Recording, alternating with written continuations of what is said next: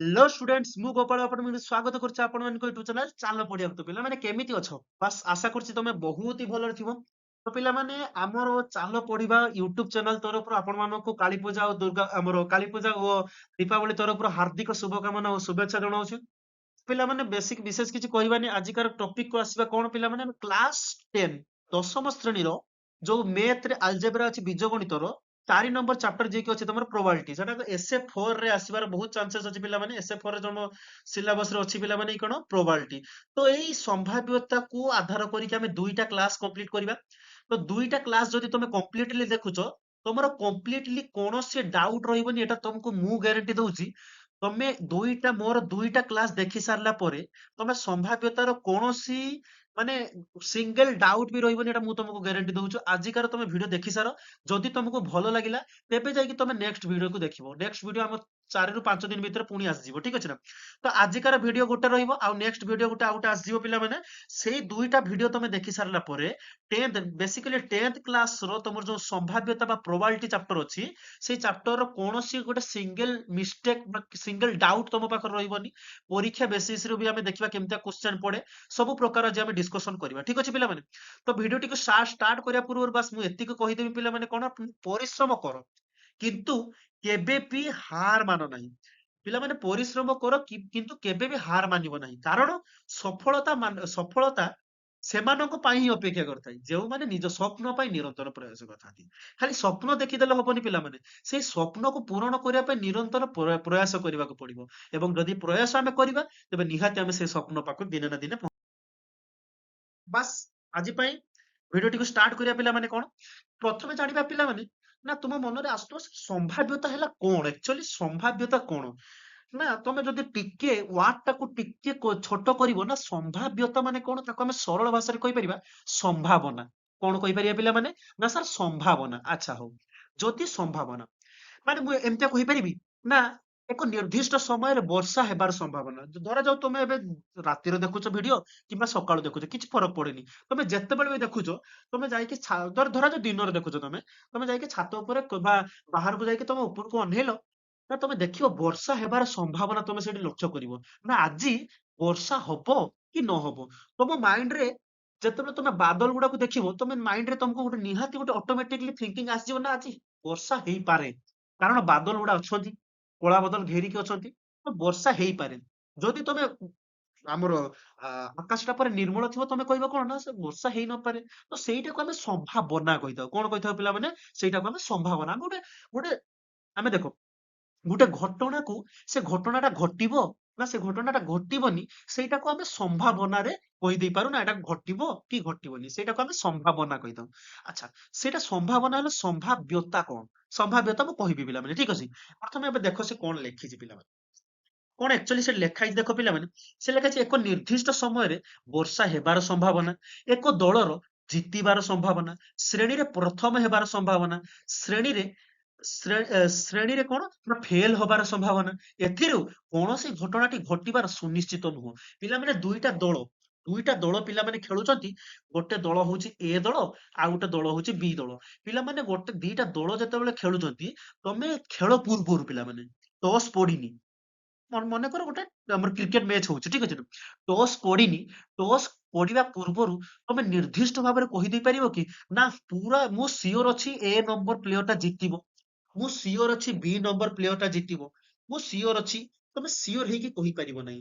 ହୁଏତ ଏଇ ଖେଳରେ ଏ ଜିତିପାରେ ହୁଏତ ଏଇ ଖେଳରେ ବି ଜିତିପାରେ ଠିକ ଅଛି ନା ନାଇଁ। ଯେତେବେଳେ ପିଲାମାନେ ଆମେ ଅନୁମାନ କରିବା ନା ସାର୍ ଏଇ ଖେଳରେ ଏଟା ଜିତିପାରେ କୋଉଟା ଦେଖିକି ଅନୁମାନ କରିବା ତାଙ୍କର ପୂର୍ବ ଖେଳ ଏ ମାନଙ୍କର ପୂର୍ବ ଖେଳ କେମିତି ସେମାନେ ଖେଳିଛନ୍ତି ତାଙ୍କର କଣ ପ୍ଲେୟର ଭଲ ଥିଲେ ନା ନାହିଁ ଯୋଉମାନେ କ୍ରିକେଟ ମିକେଟ ଦେଖ ସେମାନେ ଠିକ ସେ ବୁଝିପାରୁଥିବ ଠିକ ଅଛି ନା ତାଙ୍କର ତାଙ୍କର ପୂର୍ବରୁ ସେମାନେ ଭଲ ଖେଳନ୍ତି ନା ନାହିଁ ତ ସେଇ ଆଧାରରୁ ଆମେ କହିଦେଇ ପାରିବା ନା ସାର୍ ଏ ଜିତିବ ସେଇ ଆଧାରରୁ ଆମେ କହିଦେଇ ପାରିବା କଣ ନା ପିଲାମାନେ ନା ସାର୍ ବି ଜିତିବ ସେଇପରି ଶ୍ରେଣୀରେ ପ୍ରଥମେ ହେବାର ସମ୍ଭାବନା ତମ ଶ୍ରେଣୀରେ ଜଣେ ଦେଖିବ ଗୋଟେ ପିଲା ଥିବ ସେ ସବୁବେଳେ ଫାଷ୍ଟ ହଉଥିବ ଏମିତିକା ନୁହଁ କି ସେ ତା ପର ଏକ୍ସାମ ରେ ବି ସେ ଫାଷ୍ଟ ହବ ହୁଏତ ବ୍ୟାକ ବେଞ୍ଚର ବି ଗୋଟେ ଯାଇକି ଆମ କ୍ଲାସ ଦେଖିକି ଭିଡିଓ ଦେଖିକି ସିଏ ବି ଫାଷ୍ଟ ହେଇଯାଇପାରେ ଠିକ ଅଛି ନା। ତ ସେଟା କୌଣସି ସୁନିଶ୍ଚିତ ଏଥିରୁ କୌଣସି ଘଟଣା ଘଟିବାର ସୁନିଶ୍ଚିତତା ନୁହଁ ମାନେ ଏଇ ସବୁ ଯେତିକ ଘଟଣା ମୁଁ କହିଲି ସେଇଗୁଡାର ଘଟିବାର ସୁନିଶ୍ଚିତତା ନୁହଁ ମାତ୍ର ସମସ୍ତ ଘଟଣାଟି ଘଟିବାର କିଛି ସମ୍ଭାବନା ଅଛି। ଆଚ୍ଛା। କିନ୍ତୁ ଘଟିବାର କିଛି ସମ୍ଭାବନା ଅଛି। କଣ? ନା ଏଇ ଯୋଉ ଶ୍ରେଣୀରେ ପ୍ରଥମ ହେବାର ସମ୍ଭାବନା। ଯଦି ମୁଁ ତମକୁ କହିବି ତମେ ଭଲ ପାଠ ପଢୁଛ, ମୁଁ କହିବି ହଁ ତମର ଯୋଉ ସମ୍ଭାବନା ନା ତମର ଟିକେ ଅଧିକ ସମ୍ଭାବନା ଅଛି ଯେ ତମେ ଶ୍ରେଣୀରେ ପ୍ରଥମ ହବ ବୋଲି। କାରଣ ତମେ କାହିଁକି ମନ ଇଚ୍ଛା ତ ମୁଁ ତମକୁ କହିପାରିବିନି କି ତମେ ଶ୍ରେଣୀରେ ପ୍ରଥମ ହବ ବୋଲି। ତମର ପୂର୍ବରୁ କଣ ତମର ସବୁ ରେକର୍ଡସ ଦେଖିବି। ତୁମର ସବୁ ଟେଷ୍ଟ, ତୁମର ସବୁ ୱିକଲି ଟେଷ୍ଟ ଗୁଡାର କେତିକ ସବୁ ମାର୍କ ରଖିଛ, ସେଇ ମାର୍କରୁ ଅନୁଧ୍ୟାନ କରିକି ମୁଁ କହିଦେବି କଣ ନା ଶ୍ରେଣୀରେ ତୁମେ ପ୍ରଥମ ହବାର ସମ୍ଭାବନା ଅଧିକ ଅଛି। ଠିକ ଅଛି। ଆଉ ଯିଏ ବହୁତ ବଢିଆ ପାଠ ପଢୁଥିବ, ମୁଁ ତାକୁ କହିବି ତୁମ ଶ୍ରେଣୀରେ ଫେଲ ହବାର ସମ୍ଭାବନା ବହୁତ କମ ଅଛି, କାରଣ ତୁମେ ବହୁତ ଭଲ ପାଠ ପଢୁଛ। ଠିକ ଅଛି ନା ନାହିଁ? ଆଚ୍ଛା। ଏବେ ପ୍ରଶ୍ନ ଉଠିଛି ଏଇ ସମ୍ଭାବନାଟା କେତେ? ମୁଁ କହିଲି ଅଧିକ ଅଛି, କମ ଅଛି, ଟିକେ ଅଛି, ଅଳ୍ପ ଅଛି। ତ ସେଟା ସମ୍ଭାବନାଟା ଆକ୍ଚୁଆଲି ମାନେ ମ୍ୟାଥମେଟିକାଲି କେତେ ସେଟା? କଣ ଏହାକୁ ମାପା ଯାଇପାରିବ? ବିଲକୁଲ ପିଲାମାନେ ଏଟାକୁ ମାପିକି ଆମେ କହିଦେଇ ପାରିବା ୟାର ସମ୍ଭାବନା କେତେ ଆଉ ତାର ସମ୍ଭାବନା କେତେ।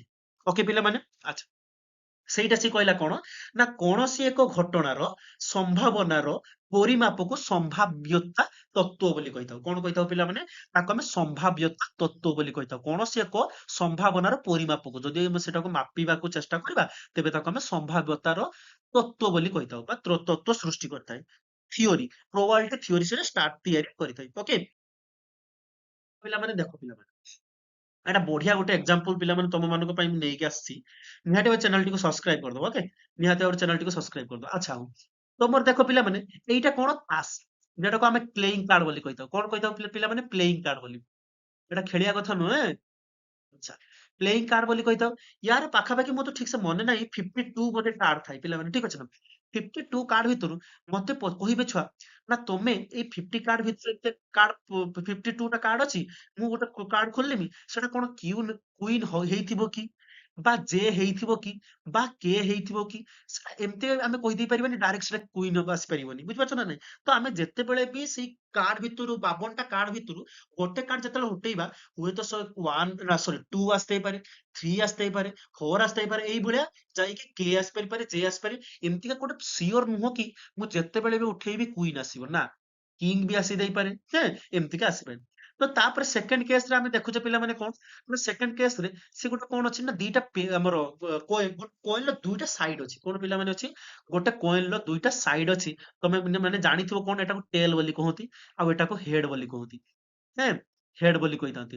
ଏଇଟାକୁ ଟେଲ ବୋଲି କହିଥାନ୍ତି, ଏଟା ହେଡ ବୋଲି କହିଥାନ୍ତି। ପିଲାମାନେ ଯୋଉମାନେ ପୁଅ ପିଲା କିମ୍ବା ଝିଅ ପିଲାମାନେ ବି ବହୁତ ଜାଣିଛନ୍ତି, ସେମାନେ ଏଟାକୁ ସମ୍ଭାବନା କରିଥାଉ କେତେବେଳେ ନା ଯେତେବେଳେ ଆମେ କ୍ରିକେଟ ଖେଳିଥାଉ। ଯେତେବେଳେ ଆମେ କ୍ରିକେଟ ଖେଳିଥାଉ ସେତେବେଳେ ଆମେ ସମ୍ଭାବନା ବା ସମ୍ଭାବ୍ୟତା ବାହାର କରିଥାଉ। ଆମେ ଗୋଟେ ଯୋଉ କ୍ୟାପ୍ଟେନ ତମର ଯୋଉ ଦି ଜଣ ଯାଇଥିବେ, ସେମାନଙ୍କ ଭିତରୁ ଜଣେ ସମ୍ଭାବନା କରିଥାଏ ନା ମୋର ହେଡ କିମ୍ବା ଟେଲ। ଠିକ ଅଛି ନା? ତ ସେଇଟା ଆମର ଏଟାକୁ ବି ଆମେ କଣ ସମ୍ଭାବ୍ୟତାର ଗୋଟେ ପ୍ରକାର ଆମେ କହିଦେଇ ପାରିବା। ଓକେ। ସେଇପରି କଣ ଏଟା କଣ ପିଲାମାନେ? ଲଡୁ ଗୋଟି, ସରି ଲୁଡୁ ଗୋଟି। କଣ? ଲୁଡୁ ଗୋଟି। ଆଚ୍ଛା। ଲୁଡୁ ଗୋଟି ବି କେତେଟା ପାର୍ଶ୍ୱ ଅଛି ପିଲାମାନେ? 6ଟା ପାର୍ଶ୍ୱ ଅଛି। କେତେଟା? 6ଟା ପାର୍ଶ୍ୱ। ଆମେ ଯେତେବେଳେ ଲଡୁ ଗୋଟିଟା ଗଡେଇଦବା, ହୁଏତ 1 ପଡିପାରେ, ହୁଏତ 2 ପଡିପାରେ, ହୁଏତ 3 ପଡିପାରେ, ହୁଏତ 4 ପଡିପାରେ, ହୁଏତ 5 ପଡିପାରେ, ଏରକ 6ଟା ପଡିପାରେ। ଠିକ ଅଛି।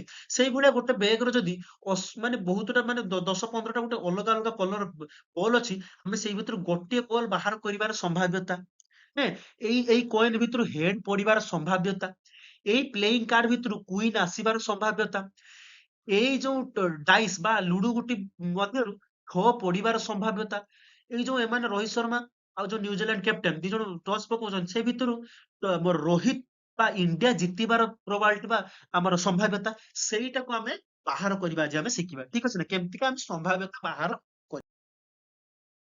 ନେକ୍ସଟ ସ୍ଲାଇଡରେ ଆମେ ପିଲାମାନେ ବିଶେଷ କିଛି ମୁଁ କହିଦେବି ତ ପିଲାମାନେ ଏଟା ବିଶେଷ କିଛି ଇମ୍ପୋର୍ଟାଣ୍ଟ ନୁହଁ। ବାସ୍ ତମ ମାନଙ୍କ ପାଇଁ ଟିକେ ଟିକେ ଜଣେଇ ଦେବାକୁ ଚାହୁଁଛି ନା ବେଶ ଏଇଟା ଯଦି ତମର କ୍ୱେଶ୍ଚନରେ ପଡୁଛି ବାସ୍ ଏଇଟା ହିଁ ପଡିପାରେ। ଇଏ ଯୋଉ କଣ ବାଇ ଆମର ପାସ୍କେଲ ଯିଏ ଅଛନ୍ତି, କିଏ ଅଛନ୍ତି ପିଲାମାନେ? ପାସ୍କେଲ କଣ କରିଥିଲେ ନା ସମ୍ଭାବ୍ୟତାର ସୂତ୍ର, ସମ୍ଭାବ୍ୟତା ସ୍ପେଲିଂ ଟିକେ ଅଛି ମିଷ୍ଟେକ୍ ଅଛି, ଏଇଟା ସମ୍ଭାବ୍ୟତା ସୂତ୍ର ହେଲା। ସମ୍ଭାବ୍ୟତାର ସୂତ୍ରଟାକୁ ସିଏ ମାନେ ଉପସ୍ଥାପନ କରିଥିଲେ ଇଏ ଯୋଉ ଅଛନ୍ତି ହେଲା। ତାପରେ ସମ୍ଭାବ୍ୟତା ତଥ୍ୟ ପାଇଁ କିଏ କିଏ ଆସିଲେ? ଇଏ ଆସିଲେ। ଜଣଙ୍କ ନାଁ ହେଲା ବୋର୍ନଲି, ଆଉ ଜଣଙ୍କ ନାଁ ହେଲା କଣ ନା ଆବ୍ରାହମ, ଆଉ ଜଣଙ୍କ ହେଲା ସେଇମନ। କଣ? ସାଇମନ। ଏଇ 3 ଜଣ ଆସିକି ମାନେ ତାଙ୍କର ମାନେ ପର୍ଟିକୁଲାରି ତାଙ୍କର କୌଣସି ମାନେ ବ୍ୟକ୍ତିଗତ ଭାବରେ କିଛି ସଂଯୋଗ ନାହିଁ। ସେମାନେ ମିଶିକି ଗୋଟେ ପ୍ରକାରର ଆମର କଣ ଏଇ ଯୋଉ ସମ୍ଭାବ୍ୟତାର କନସେପ୍ଟକୁ ସେମାନେ ଆଗେଇଥିଲେ। ତମେ ଯୋଉ ପଢୁଛ ସମ୍ଭାବ୍ୟତା, ସେଇ କନସେପ୍ଟଟା ଏଇ ମାନେ ସବୁ ମିଶିକି ଦେଇଥିଲେ। ଆହୁରି 2-3 ଜଣଙ୍କର ନାଁ ଅଛି, ମୁଁ ସେଗୁଡାକୁ ଆବଶ୍ୟକ ନାହିଁ। ଓକେ। ଯୋଉଗୁଡା ପିଲାମାନେ ତମମାନଙ୍କ ପାଇଁ ଭେରି ଭେରି ଇମ୍ପୋର୍ଟାଣ୍ଟ ସେଇଗୁଡା ତମମାନଙ୍କ ପାଇଁ ମୁଁ ନେଇକି ଆସିଛି କେବଳ। ଠିକ ଅଛି? ଟିକେ ଖାଲି ଟିକେ ରୁହ। ହଁ, ଆଚ୍ଛା। ତାପରେ ଦେଖ ପିଲାମାନେ, ନା ସମ୍ଭାବ୍ୟତା ସୂତ୍ର ବା ତତ୍ତ୍ୱର ବହୁଳ ପ୍ରୟୋଗ, ଏଟା ଟିକେ ମିଷ୍ଟେକ୍ ଅଛି ହେଲା। ତତ୍ତ୍ୱର ବହୁଳ ପ୍ରୟୋଗ ବିଜ୍ଞାନ କ୍ଷେତ୍ରରେ କୋଉ କୋଉ କ୍ଷେତ୍ରରେ ଆପ୍ଲିକେସନ ଅଫ ପ୍ରୋବାବିଲିଟି ପିଲାମାନେ, ଆପ୍ଲିକେସନ ଅଫ ପ୍ରୋବାବିଲିଟି। ସେ ଆପ୍ଲିକେସନ ଅଫ ପ୍ରୋବାବିଲିଟି ମାନେ କଣ? ନା ପ୍ରୋବାବିଲିଟିକୁ ବା ସମ୍ଭାବ୍ୟତାକୁ ଆମେ କୋଉ କୋଉ କ୍ଷେତ୍ରରେ କହୁଛି।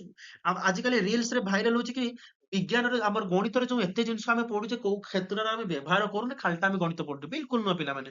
ତମେ ଗଣିତରେ ଯେତିକି ବି କନସେପ୍ଟ ପଢୁଛ ସବୁ କନସେପ୍ଟ କୋଉଠି ନା କୋଉଠି ଗୋଟେ ବ୍ୟବହାର ହଉଛି।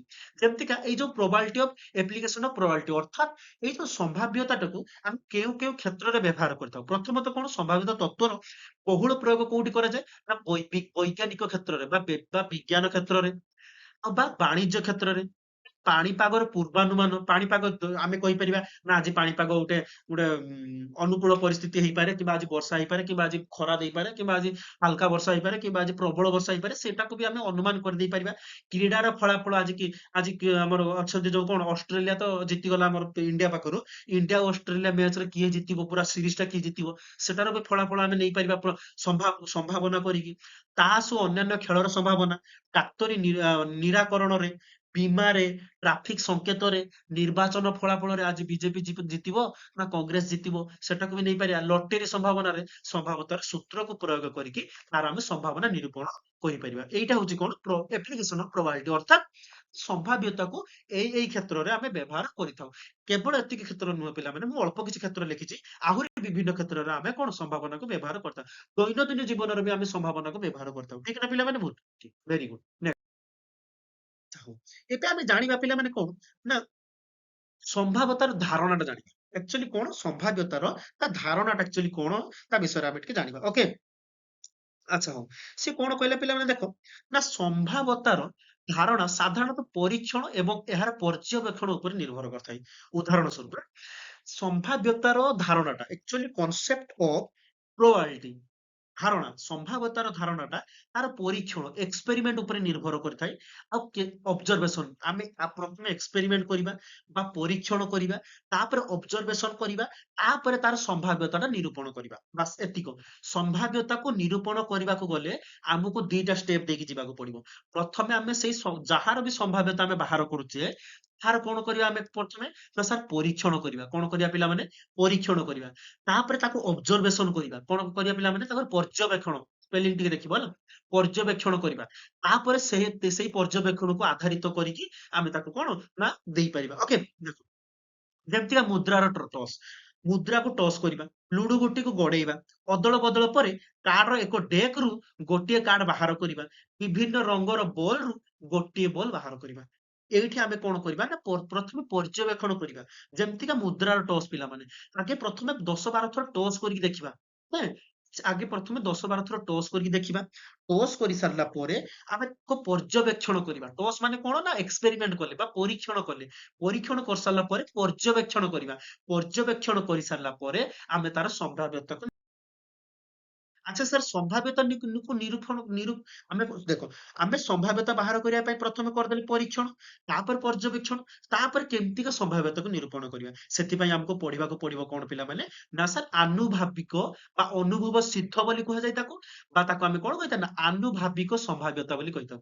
କଣ କହିଥାଉ ପିଲାମାନେ? ନା ସାର୍ ଆନୁଭାବିକ ସମ୍ଭାବ୍ୟତା ବୋଲି ଆମେ କହିଥାଉ। ଓକେ। ଆଚ୍ଛା, ହଉ। ସେ କଣ କହିଲା ନା ପରୀକ୍ଷଣରୁ ଉଦ୍ଭବ ଫଳାଫଳର ପ୍ରକୃତ ଉପସ୍ଥାପନ କରାଯାଇ କୌଣସି ଘଟଣାର ସମ୍ଭାବ୍ୟତା ନିରୂପଣ କରାଯାଇଥାଏ। ମୁଁ ଯେଟା କହିଲି ତମକୁ, ଆମେ କୌଣସି ଘଟଣାର ସମ୍ଭାବ୍ୟତା ନିରୂପଣ କେତେବେଳେ କରିପାରିବୁ? ଯେତେବେଳେ ତାର ଫଳାଫଳର ପ୍ରକୃତ ଉପସ୍ଥାପନ କରାଯାଇଥିବ। ତାର ଫଳାଫଳର ପ୍ରକୃତ ଉପସ୍ଥାପନ କରାଯାଇଥିବ, ତେବେ ଯାଇକି ତାର ଆମେ ସମ୍ଭାବ୍ୟତା ନିରୂପଣ କରାଯାଇ ପାରିବା। ଓକେ। ତାହାକୁ ଆମେ ସେଇ ଯୋଉ ସମ୍ଭାବ୍ୟତାକୁ ଆମେ କଣ, ଆମେ ଗୋଟେ ପ୍ରକୃତ ଫଳାଫଳର ଉପସ୍ଥାପନ କରିକି ଆମେ ସମ୍ଭାବ୍ୟତା ନିରୂପଣ କରୁଛେ, ତ ସେଇ ପ୍ରୋସେସ ଟାକୁ ଆମେ କଣ କହିଥାଉ ନା ଅନୁଭବ ସିଦ୍ଧ ବା ଆନୁଭାବିକ ସମ୍ଭାବ୍ୟତା ବୋଲି କହିଥାଉ। ଏଠି ଆନୁଭାବିକ, ଅନୁଭାବିକ ନୁହଁ ପିଲାମାନେ, ଆନୁଭାବିକ। ଠିକ ଅଛି ନା? ଆନୁଭାବିକ ସମ୍ଭାବ୍ୟତା ବୋଲି ଆମେ ତାକୁ କହିଥାଉ। ଠିକ ଅଛି ନା ପିଲାମାନେ? ଆଚ୍ଛା, ହଉ। ତା ସୂତ୍ରଟା ପିଲାମାନେ ମନେ ରଖି ଦେଇଥାଉ। ଏଇଟା ବହୁତ ବହୁତ ଇମ୍ପୋର୍ଟାଣ୍ଟ ପିଲାମାନେ। ସବୁ କ୍ୱେଶ୍ଚନ ମୁଁ ଏଇ ସୂତ୍ରକୁ ହିଁ ନେଇକି କରିବି ପିଲାମାନେ। ଗୋଟିଏ ସୂତ୍ର ନେଇକି ସବୁ କ୍ୱେଶ୍ଚନ ଆମେ କରିବାକୁ ଯିବ। Very important, very important okay ଏଇ ସୂତ୍ରଟାକୁ ଭଲସେ ଦେଖ ନା ସାର୍ ଆନୁଭାବିକ ସମ୍ଭାବ୍ୟତା କଣ କହିଲା ନା ସାର୍ ଆନୁଭାବିକ ସମ୍ଭାବ୍ୟତା କହୁଛି ନା ଆବଶ୍ୟକ ଫଳକଟିର ବାରମ୍ବାରତା ଯୋଉ ଫଳକଟିର ଆମେ ସମ୍ଭାବ୍ୟତା ନିରୂପଣ କରିବାକୁ ଯାଉଛେ ତାର ବାରମ୍ବାରତାଟା ଦେଖିବା ବିଭକ୍ତ କେତେ ଥର ଆମେ ପରୀକ୍ଷଣଟି କରିଛେ ବୁଝିପାରିଲ ନା କଣ କହିଲେ ନା ଆବଶ୍ୟକ ଫଳକଟିର ବାରମ୍ବାରତା ବିଭକ୍ତ ପରୀକ୍ଷଣ ସଂଖ୍ୟା ଏବେ ତମେ ଖାଲି ସୂତ୍ରଟାକୁ ମନେ ରଖତ ଆମେ ଗୋଟେ କ୍ୱେଶ୍ଚନ କଲେ ତମେ ଆରାମସେ ବୁଝିପାରିବ ଦେଖ ପିଲାମାନେ ତମ ପ୍ରଥମ କ୍ୱେଶ୍ଚନ ତମ ସ୍କ୍ରିନ ଉପରେ ଆସିଯାଇଛି ଯୋଉଟା କି ତମର ସରି ଉଦାହରଣ 1 ରେ ଦେଇଛି ପିଲାମାନେ ସେ କହିଛି କଣ ଗୋଟିଏ ମୁଦ୍ରାକୁ 20 ଥର ଟସ୍ କରାଗଲା ତାହେଲେ ମୁଁ କହିପାରିବି କି ଛୁଆ ଗୋଟିଏ ମୁଦ୍ରାକୁ ଯଦି 20 ଥର ଟସ୍ କରାଗଲା ତେବେ ପରୀକ୍ଷଣ ପରୀକ୍ଷଣ ସଂଖ୍ୟା କେତେ ଥର ହେଇଛି ପିଲାମାନେ ନା ସାର୍ 20 ଥର ପରୀକ୍ଷଣ ସଂଖ୍ୟା 20 ଥର ଆଚ୍ଛା ହଉ ପିଲାମାନେ 20 ଥର ଦେଖ ସେ କହିଛି କଣ ମୁଦ୍ରାକୁ 20 ଥର ଟସ୍ କରିଦେଇଗଲା 7 ଥର ଟେଲ ପଡିଲା 7 ଥର ଟେଲ ଟି କେତେ ଥର ପଡିଛି ପିଲାମାନେ 7 ଥର ମତେ କହିଲେ ଦେଖିଆ ହେଡ ଆଉ କେତେ ଥର ପଡିବ ଅବଭିୟସଲି ପିଲାମାନେ ଦିଟା ପାର୍ଶ୍ୱ ଅଛି କାହାର ମୁଦ୍ରାର ଯଦି 20 ଥର ଭିତରେ 7 ଥର ପଡିଗଲା ଖାଲି ଟେଲ ଆଉ ସେଇ 20 ରୁ ଯଦି ଆମେ 7 କୁ ଫେଡିଦବା ଆଉ କେତେଟା ରହିଲା 13ଟା ଅବଭିୟସଲି ଏଇଚ କେତେ ଥର ପଡିଥିବ ନା ସାର୍ 13 ଥର ପଡିଥିବ ଏଟା ତ ବହୁତ ଇଜି ବୁଝି ହଉଛି ଆଚ୍ଛା ହଉ ଏବେ ଆମେ ବାହାର କରତେ କଣ କହିଲେ ଆସିଲା ତେବେ ସେ କଣ କହିଛି ପ୍ରଶ୍ନର ମାଗିଛି ନା ପିଇଟି ଓ ପିଏଇଚ ର ନିରୂପଣ କର ମୂଲ୍ୟ ନିରୂପଣ କର ପ୍ରଥମେ ଆମେ ପିଇଟି ବାହାର କରିବା ପିଲାମାନେ ପିଇଟି ପିଇଟି ମାନେ କଣ ଏଟା ପିଇଟି ମାନେ ମୁଁ ବୁଝେଇ ଦଉଛି ପିଇଟି ମାନେ ତମକୁ ଜାଣିନଥିବ ପିଇଟି ହଉଛି କଣ ପ୍ରୋବାବିଲିଟି ଅଫ ଟେଲ ମାନେ ଟେଲ ର ସମ୍ଭାବ୍ୟତା ମାନେ ନେକ୍ସଟ ଯୋଉ ଟେଲ ପଡିବାର କେତେ ସମ୍ଭାବ୍ୟତା ମୁଁ କହିଥିଲି କଣ ନା ଫଳକଟିର ବାରମ୍ବାରତା ଫଳକଟିର ବାରମ୍ବାରତା ବିଭକ୍ତ ଫଳକଟିର ବାରମ୍ବାରତା ବିଭକ୍ତ କଣ ନା ପରୀକ୍ଷଣ ସଂଖ୍ୟା ପରୀକ୍ଷଣ ସଂଖ୍ୟା ଠିକ ନା ପିଲାମାନେ ଫଳକଟିର ବାରମ୍ବାରତା ବିଭକ୍ତ ପରୀକ୍ଷଣ ସଂଖ୍ୟା ପିଲାମାନେ ଏଠି ଫଳକ ଆମର ଯୋଉ ଯାହାର ଆମେ ବାହାର କରୁଛେ ପ୍ରୋବାବିଲିଟି ସେ କେତେ ଥର ବାରମ୍ବାର ହେଇଛି ନା ସାର୍ 7 ଥର ରିପିଟ ହେଇଛି ତ ମୁଁ ଏଠି ଲେଖିଦେବି 7 ବିଭକ୍ତ କେତେଟା ଟୋଟାଲ ଆମର କେତେଥର ପଡିଛି ପିଲାମାନେ ନା 2 ଥର ଏଠି ଲେଖିଦେବି 20 ତ 7/20 is the right answer for probability of tail probability tail ଆମର probability of tail ବା tail ର ସମ୍ଭାବ୍ୟତା ହଉଛି କେତେ ମୋର 7 ବିଭକ୍ତ 20 କେତେ ପିଲାମାନେ 7 ବିଭକ୍ତ 20 ସେଇପରି pH ବାହାର କରିବା ପିଲାମାନେ pH ସେଇଭଳି କେତେ ଥର ବାରମ୍ବାର ହେଇଛି ପିଲାମାନେ 13 ଥର ଲେଖିଦେବି 13 ବିଭକ୍ତ ଟୋଟାଲ ପରୀକ୍ଷଣ ସଂଖ୍ୟା 20 ତ ଏଠି ଲେଖିଦେବି କେତେ 13 ବିଭକ୍ତ 20 ତ ମୁଁ କଣ ପାଇଗଲି ଦେଖ ପ୍ରଥମେ ହେଲା କଣ ମୁଦ୍ରାର ଦୁଇଟା ପାର୍ଶ୍ୱ ଗୋଟେ ହେଲା ହେଡ ଆଉ ଗୋଟେ ହେଲା ଟେଲ ତ ଦିଟା ପାର୍ଶ୍ୱ ଗୋଟେର ସମ୍ଭାବ୍ୟତା କହୁଛି କେତେ ନା 7 ବିଭକ୍ତ 20 ଆଉ ଗୋଟେର ସମ୍ଭାବ୍ୟତା କହୁଛି କେତେ ପିଲାମାନେ ନା ସାର୍ 13 ବିଭକ୍ତ 20 ପିଲାମାନେ ବହୁତ ହି ଇମ୍ପୋର୍ଟାଣ୍ଟ କଥା ଏଇଟା ତମେ ମନେ ରଖିଥିବ ପିଲାମାନେ ବାହାର କରିଦେଲ ପିଇଟି ପ୍ରୋବାବିଲିଟି ସମ୍ଭାବ୍ୟତା ଟେଲ ପଡିବାର ସମ୍ଭାବ୍ୟତା ଆଉ ହେଡ ପଡିବାର ସମ୍ଭାବ୍ୟତା ବାହାର କରିଦେଲ ଏବେ ମୋ କଥା ଟିକେ ଭଲସେ ଦେଖ ଏଟା ନୋଟ କରିଦବ ଠିକ ଅଛି ନୋଟ ଦରକାର ଯଦି ମତେ ଟିକେ ମେସେଜ କରିଦବ ମୁଁ ଲାଷ୍ଟରେ ତମକୁ ମୋ ନମ୍ବର ଦେଇଦେବି ପିଲାମାନେ ମତେ ମେସେଜ କରିଦବ ସେଇ ମେସେଜରେ ମୁଁ ତମକୁ ସବୁ ନୋଟ ପ୍ରୋଭାଇଡ କରିଦେବି ତମେ ନୋଟ କରିବା କିଛି ଦରକାର ନାହିଁ ଓକେ ଆଚ୍ଛା ବଢିଆ ବଢିଆ ସବୁ ନୋଟ୍ସ ରହିଛି ହେଲା ତ ମତେ ଖାଲି ମେସେଜ କରିଦବ ସେଇ ମେସେଜ ନମ୍ବରରେ ମୁଁ ତମକୁ ନୋଟ ସବୁ ପ୍ରୋଭାଇଡ କରିଦେବି କିଛି ଟେନସନ ନେବା ଦରକାର ନାହିଁ ଖାଲି ତମେ ଏଇ କ୍ଲାସରେ ଖାଲି ଟିକେ ବୁଝିବାକୁ ଚେଷ୍ଟା କର ହେଲା ତା ସହିତ ଗୋଟେ ଗୋଟେ ଲାଇକ୍ ଆଉ ସେୟାର କରିଦବ ଯଦି ବହୁତ ଖୁସି ଆଉ ସବସ୍କ୍ରାଇବ କରିଦବ ଯଦି ଓକେ ଏବେ ଦେଖ ପିଲାମାନେ ଯଦି ଗୋଟିଏ ମୁଦ୍ରାର ଦୁଇଟା ପାର୍ଶ୍ୱ ଅଛି ଯଦି ଗୋଟିଏ ମୁଦ୍ରାର ଦୁଇଟା ପାର୍ଶ୍ୱ ଅଛି ଗୋଟେ ହଉଛି ହେଡ ଆଉ ଗୋଟେ ହଉଛି ଟେଲ କଣ କହିଲି ପିଲାମାନେ ଯଦି ଗୋଟିଏ ମୁଦ୍ରାର ଦୁଇଟା ପାର୍ଶ୍ୱ ଅଛି ଗୋଟେ ହଉଛି ହେଡ ଗୋଟେ ହଉଛି ଟେଲ ହେଡ ର ସମ୍ଭାବ୍ୟତା କେତେ ବାହାରିଲା ପିଲାମାନେ ନା ସାର୍ ଆମେ ବାହାର କଲେ ଏବେ 7 ବିଭକ୍ତ 20 ଟେଲ ର ସମ୍ଭାବ୍ୟତା ବାହାରିଲା କେତେ ପିଲାମାନେ ନା ସାର୍ 13 ବିଭକ୍ତ 20 ଯଦି ଗୋଟିଏ ଘଟଣା ଏଟା ଗୋଟିଏ ଘଟଣା 20 ଥର ଟସ୍ କରାହେଇଛି ଆଚ୍ଛା ଗୋଟିଏ ଘଟଣାରୁ ତାର ସବୁ ପାର୍ଶ୍ୱ ବା ଯେତେ ବି ସମ୍ଭାବ୍ୟତା ଅଛି ସବୁ ସମ୍ଭାବ୍ୟତାକୁ ଯଦି ଯୋଗ କରିଦବା ପିଟି ପ୍ଲସ ପିଏଚ ମାନେ ଦିଟା ସମ୍ଭାବ୍ୟତା ଅଛି ତାର ହେଡ ପଡିବ ନା ଟେଲ ପଡିବ ଆଉ ତ ଅଲଗା କିଛି ପଡିବନି ନା ତ ଦିଟା ସମ୍ଭାବ୍ୟତାକୁ ଯଦି ଆମେ ଯୋଗ କରିବା 13 ବିଭକ୍ତ 20 ଯୁକ୍ତ 7 ବିଭକ୍ତ 20 ଇକ୍ୱାଲ ଟୁ କେତେ ତଳେ 20 ଯିବ 7 13 7 20 20 20 କେତେ ହେଲା କଟିଗଲା 1 ହେଇଗଲା ସବୁବେଳେ ମନେ ରଖିଥା ଗୋଟିଏ ଘଟଣାର ସମସ୍ତ ସମ୍ଭାବ୍ୟତା ବା ତାକୁ ଆମେ କହିପାରିବା H ର ସମ୍ଭାବ୍ୟତା ଓ T ର ସମ୍ଭାବ୍ୟତାର ସମଷ୍ଟି ସବୁବେଳେ 1 ହବ H ର ସମ୍ଭାବ୍ୟତା ଏଟା ମନେ ରଖିବ ପିଲାମାନେ ମନେ ରଖ T ର ସମ୍ଭାବ୍ୟତା ପ୍ଲସ H ର ସମ୍ଭାବ୍ୟତା ସବୁବେଳେ 1 ସହିତ ସମାନ ହବ T ର ସମ୍ଭାବ୍ୟତା ପ୍ଲସ H ର ସମ୍ଭାବ୍ୟତା ସବୁବେଳେ 1 ସହିତ ସମାନ ହବ ଓକେ ଦେଖିବା କହିଲା ଗୋଟିଏ ଲୁଡୁ ଗୁଟିକୁ 30 ଥର ଗଡେଇବା କେତେ ଥର ଗଡେଇବା ପିଲାମାନେ 30 ଥର ଗଡେଇବା ମୁଁ ଏବେ ଲେଖିଦେବି ପରୀକ୍ଷଣ ସଂଖ୍ୟା ପରୀକ୍ଷଣ ସଂଖ୍ୟା କେତେ ପିଲାମାନେ 30। ଆଚ୍ଛା ହଉ, ବଢେଇଲା ପରେ 1 ଆଉ 2 ପ୍ରତ୍ୟେକ 4 ଥର।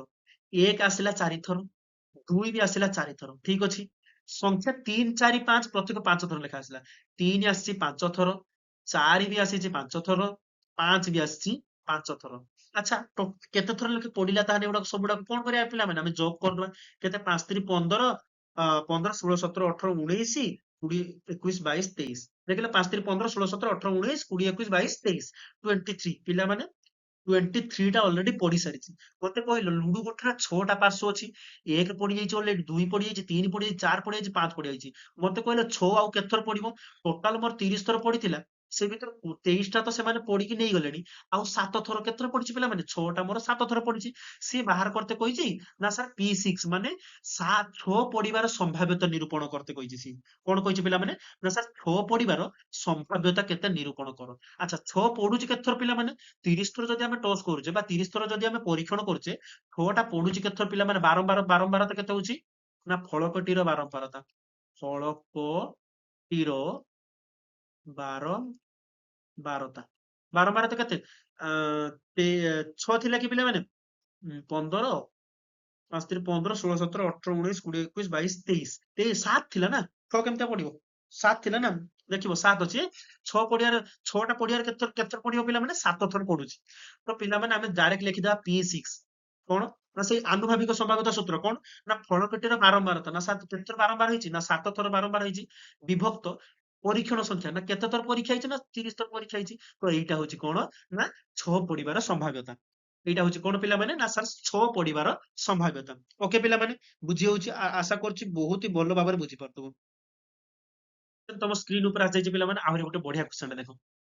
ସେ କହିଛି ଏକ ଫୁଟବଲ ଖେଳରେ 15ଟି ଗୋଲ ହେଇଥିଲା। ସମୁଦାୟ କେତେଟା ଗୋଲ ହେଇଥିଲା ପିଲାମାନେ? 15ଟି। ମତେ କହିଲେ ଦେଖି ସେଇ ଗୋଲ, ମନେକର ଦିଟା ଟିମ୍ ଅଛି, ଗୋଟେ ହେଲା ଏ ଟିମ୍ ଆଉ ଗୋଟେ ହଉଛି ବି ଟିମ୍। ହେଲା, ସେମାନେ ଦି ଜଣ ମିଶିକି କେତେଟା ଗୋଲ ମାରିଛନ୍ତି ପିଲାମାନେ? 15ଟା। ଅବଭିୟସଲି 15ଟା ଗୋଲ ମାରିଛନ୍ତି। କେବଳ ଗୋଟିଏ ଟିମ୍ ତ ସବୁଟା ଗୋଲ ମାରିନଥିବ ନା, ମିଶିକି ସେମାନେ 15ଟା ଗୋଲ ମାରିଛନ୍ତି। ଯଦି ଗୋଟିଏ ଟିମ୍ 5ଟି ଗୋଲ ଦେଇଥାନ୍ତା, ମନେକର ଏ ଟିମ୍ ଟା କେତେଟା ଗୋଲ ଦେଇଦେଲା? 5ଟା ଗୋଲ ଦେଇଦେଲା। ଠିକ ଅଛି। ତେବେ ଅନ୍ୟ ଦଳ ଗୋଲ ଦେବାର ସମ୍ଭାବନା, ତେବେ ବି ଟିମ୍ କେତେଟା ଗୋଲ ଦେଇଥିବ ପିଲାମାନେ? ଇଏ 5ଟା ଦେଇଦେଲା ମାନେ ଆଉ କେତେଟା ରହିଲା? 10ଟା। ସାର୍ ବି ଟିମ୍ 10ଟା ଆମର ଗୋଲ ଦେଇଥିବ। ତେବେ ସିଏ ବାହାର ବାହାର କଥା କଣ କହିଛି? ନା ଅନ୍ୟ ଦଳର ଗୋଲ ଦେବାର ସମ୍ଭାବନା। ମାନେ କଣ? ନା ସମ୍ଭାବନା କାହାର? ବି ଟିମ୍ ର ସମ୍ଭାବନା କେତେ? ନା କେତେଥର ବାରମ୍ବାର ହେଇଛି, ମାନେ କେତେଥର ଗୋଲ ଦେଇଛି ପିଲାମାନେ? ନା ସାର୍ 10 ଥର। ତ ଲେଖିଦବା 10 ବିଭକ୍ତ ସମୁଦାୟ କେତେଟା ଗୋଲ ହେଇଛି? ନା 15, 10 ବିଭକ୍ତ 15। ୟାକୁ ଆମେ ଲଘିଷ୍ଠ କରିଦେଲେ 5 କେ ପଣିକାର 5 ଦୁନେ 10, 5 3 15। ତେବେ କେତେ ହେଇଯିବ ପିଲାମାନେ? 2/3 ଇଜ ଦ ରାଇଟ୍ ଆନ୍ସର। କଣ? ନା ସାର୍ ଅନ୍ୟ ଦଳ, ତେବେ ଅତଏବ ଲେଖ, ଅନ୍ୟ ଦଳର ତେବେ ଅନ୍ୟ ଦଳର ସମ୍ଭାବନା, ଅନ୍ୟ ଦଳର ଗୋଲ ଦେବାର ସମ୍ଭାବନା କେତେ? 2/3। 2/3। ଓକେ, ଆଶା କରୁଛି ବହୁତ ହି ଭଲରେ ବୁଝିପାରୁଥିବ। ନା ବୁଝିହେଲାନି ପିଲାମାନେ? ଯୋଉମାନେ ବି ବୁଝି ପାରୁନ, ମତେ ଟିକେ ଚ୍ୟାନେଲରେ ମାନେ ବା କମେଣ୍ଟରେ ମତେ ଟିକେ ଜଣେଇଦବ, ଯାହା ଫଳରେ କି ମୁଁ ତମକୁ ଆଉଥରେ ପର୍ସନାଲି ତମକୁ ବୁଝେଇବାକୁ ଚେଷ୍ଟା କରିବି। ଓକେ, ବୁଝିବା ପିଲାମାନେ? ଉଦାହରଣ 4 ତମ ବହି ଖୋଲିବ, ବୁକ୍ ଖୋଲିବ। ଓକେ, ବୁକ୍ ଖୋଲିବ, ଉଦାହରଣ 4 ଟା ତମ ମାନଙ୍କ ପାଇଁ ହୋମୱାର୍କ ଦେଇଦେଲି ପିଲାମାନେ। ଏଇଟା ଟିକେ କଷ୍ଟ ଅଛି। ମୁଁ ଜାଣିକି ତମ ମାନଙ୍କ ପାଇଁ ହୋମୱାର୍କ ଦେଇଛି ପିଲାମାନେ। ତମ ପାଇଁ ଏଇଟା ଜାଣିକି ମୁଁ ତମ ମାନଙ୍କ ପାଇଁ ହୋମୱାର୍କ ଦେଇଛି, କାହିଁକି ନା ଟିକେ କଷ୍ଟ ଅଛି। ଦେଖିବା କୋଉ ପିଲାମାନେ ଏଇ କନସେପ୍ଟ ଟାକୁ, ସେଇ ମୁଁ ଯୋଉ ପଢେଇଲି ପିଲାମାନେ, ସେଇ କନସେପ୍ଟ ଟାକୁ ଲଗେଇକି ଉଦାହରଣ 4 କ୍ୱେଶ୍ଚନ ଟା କରିଦେଇ ପାରିବେ। ନେକ୍ସଟ ପିଲାମାନେ, ଆମେ ଯେତିକ ଏବେ ପଢିଲେ କଣ କଣ ଜାଣିଲେ ପିଲାମାନେ? ଦେଖ ପ୍ରଥମେ ସାର୍, ପ୍ରଥମେ ଜାଣିଲେ କଣ? ନା ଗୋଟିଏ ପରୀକ୍ଷଣରେ ଫଳାଫଳ ଗୁଡିକ ସମ୍ଭାବ୍ୟତାର ସମଷ୍ଟି ସର୍ବଦା 1 ସହିତ ସମାନ ହବ। ସେଇପରି ଯେମିତି ଆମେ ଗୋଟେ ଲୁଡୁ ଗୋଟିର ମାନେ 1 ପଡିବାର ସମ୍ଭାବ୍ୟତା ଯୁକ୍ତ, 2 ପଡିବାର ସମ୍ଭାବ୍ୟତା ଯୁକ୍ତ, 3 ପଡିବାର ସମ୍ଭାବ୍ୟତା ଯୁକ୍ତ, 4 ପଡିବାର ସମ୍ଭାବ୍ୟତା ଯୁକ୍ତ, 5 ପଡିବାର ସମ୍ଭାବ୍ୟତା ଯୁକ୍ତ, 6 ପଡିବାର ସମ୍ଭାବ୍ୟତା ସମାନ କାହା ସହିତ ସମାନ ହବ ପିଲାମାନେ? 1 ସହିତ। ସେଇପରି ଗୋଟିଏ ଆମର ଗୋଟେ ମୁଦ୍ରା କଥା ବା ଗୋଟେ କଏନ କଥା ଯଦି କହିବା, ତେବେ ହେଡ ପଡିବାର ସମ୍ଭାବ୍ୟତା ଯୁକ୍ତ, ଟେଲ ପଡିବାର ସମ୍ଭାବ୍ୟତା ସବୁବେଳେ 1 ସହିତ ସମାନ। ସେଇଟା ସିଏ ପୁରାପୁରି ସମସ୍ତଙ୍କ ପାଇଁ ଲେଖିଦେଇଛି। କଣ? ନା ଗୋଟିଏ ପରୀକ୍ଷଣରେ ଫଳାଫଳ ଗୁଡିକର ସମ୍ଭାବ୍ୟତାର ସମଷ୍ଟି ସର୍ବଦା ସବୁବେଳେ କାହା ସହିତ ସମାନ ହବ ପିଲାମାନେ? ନା ସାର୍ 1 ସହିତ ସମାନ ହବ। କାହା ସହିତ ପିଲାମାନେ ସମାନ ହବ ପିଲାମାନେ? 1 ସହିତ ସମାନ ହବ। ସେକେଣ୍ଡରେ କଣ କହିଲା? ନା ପରୀକ୍ଷଣରେ ଯଦି ଏକ ନିର୍ଦ୍ଦିଷ୍ଟ ଫଳ ସୁନିଶ୍ଚିତ ଭାବେ ଘଟେ, ତେବେ ଉକ୍ତ ଫଳର ସମ୍ଭାବ୍ୟତା ଏକ ସମାନ ହେବ, 1 ସହ ସମାନ ହବ। ଠିକ ଅଛି, ବଢିଆ କଥା କହିଲା। ସେ କଣ କହିଲା? ଦେଖ ସେ କଣ କହିଲା ପରୀକ୍ଷଣରେ ଯଦି ଏକ ନିର୍ଦ୍ଦିଷ୍ଟ ଫଳ ନିଶ୍ଚିତ ଭାବରେ ଘଟେ ତେବେ ଉକ୍ତ ଫଳର ସମ୍ଭାବ୍ୟତା ଏକ ସହ ସମାନ ହବ ମାନେ ସେଇ ସମ୍ଭାବ୍ୟତାର ସମଷ୍ଟିଟା ସବୁବେଳେ ଏକ ସହିତ ସମାନ ହବ। ଆଚ୍ଛା ଥାର୍ଡରେ ତା ଅପୋଜିଟ ଟା କହିଲା କଣ କହିଲେ ପରୀକ୍ଷଣରେ ଯଦି କୌଣସି ଫଳ କେବେ ଉପୁଜି ନଥାଏ ତେବେ ତାହାର ସମ୍ଭାବ୍ୟତା ଶୂନ୍ୟ ହବ। ଠିକ ଅଛି ନା ଯଦି ଫଳକଟିର କୌଣସି ଫଳଟା ଯଦି ଉପୁଜି ଥାଏ ତେବେ ତାର କୌଣସି ଗୋଟେ ନିର୍ଦ୍ଦିଷ୍ଟ ସମ୍ଭାବ୍ୟତା ହେଇପାରେ ଯଦି ସେ ଫଳଟା ମାନେ ଫଳ ପରୀକ୍ଷଣ କରିଦେଲେ କିନ୍ତୁ ଫଳଟା ଆସୁ ହିଁ ନାହିଁ ତେବେ ତାର ଆମେ ସମ୍ଭାବ୍ୟତା ବାହାର କରିପାରିବା ନାହିଁ। ଗୋଟେ ଧରାଯାଉ କ୍ରିକେଟ ମ୍ୟାଚ୍ ହେଲା ଆମେ ସମ୍ଭାବ୍ୟତା କରୁଛେ ଏଠି ଇଣ୍ଡିଆ ଟିମ୍ ଜିତିବ ନା ନ୍ୟୁଜିଲାଣ୍ଡ ଟିମ୍ ଜିତିବ।